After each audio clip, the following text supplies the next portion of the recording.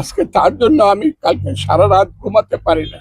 আমার আমার হৃদয়ের কান্না কোনোদিন শেষ হবে না। ঢাকা থেকে এসে একদল লোক তাকে কিভাবে হত্যা করলো।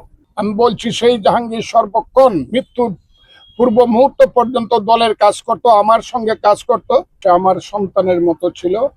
সে একজন হতভাগা রাজনৈতিক কর্মী, নেতা। মিঠামইন উপজেলা বিএনপির সভাপতি ছিল। জীবন যৌবন সবকিছু রাজনীতির জন্য গিয়ে দিয়েছে।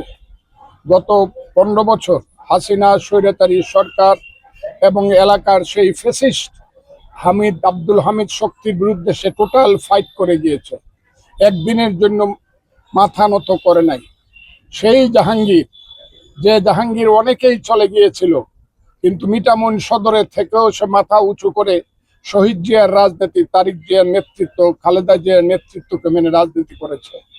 একটা পর্যায়ে কেন জানি সে একটা ষড়যন্ত্রের শিকার হয়ে গেল। কথাটা আমি কেন্দ্রকে বললাম যে সে হলো ষড়যন্ত্রের শিকার। সে কোনো ধরনের অন্যায় করে নাই, গাছ সে কাটে নাই, এটা ভিন্ন বিষয়। এটা দেখা যাবে মামলা এবং আদালতে। কিন্তু আজকে আমি বলছি, সেই জাহাঙ্গীর সর্বক্ষণ মৃত্যুর পূর্ব মুহূর্ত পর্যন্ত দলের কাজ করত, আমার সঙ্গে কাজ করত। আজকে মিঠামইন থানার ঢাকিতে আমার ডাকাতি বিরোধী একটা প্রতিরোধ সমাবেশ ছিল। 12 ঘন্টার সুপার অ্যাবজর্পশন পাওয়ার এবং লিকেজ ফ্রি ফিচার নিয়ে এলো কিডস্টার ডায়াপার। সেইখানে জাহাঙ্গীরের সভাপতিত্ব করার কথা ছিল।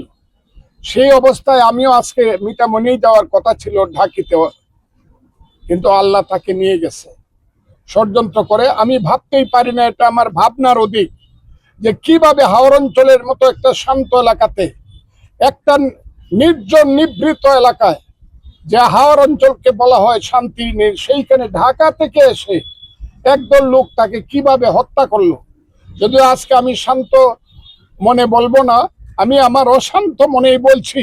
আমি একটা ব্যাপারে পুলিশকে ধন্যবাদ দিব, এইদেরকে ধরতে তারা সমর্থ হয়েছে।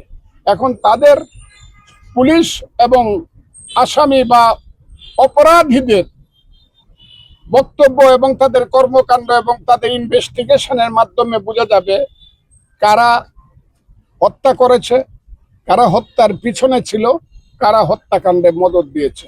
এই কথাটা আমাকে দিয়ে আপনারা বলাতে পারবেন না, কারণ আমি তো জানি না কে তাকে হত্যা করেছে। আমি বলবো নিরপেক্ষ তদন্ত হোক, নিরপেক্ষ তদন্তের মাধ্যমে বেরিয়ে আসুক জাহাঙ্গীরের হত্যাকাণ্ডের পিছনে কারা।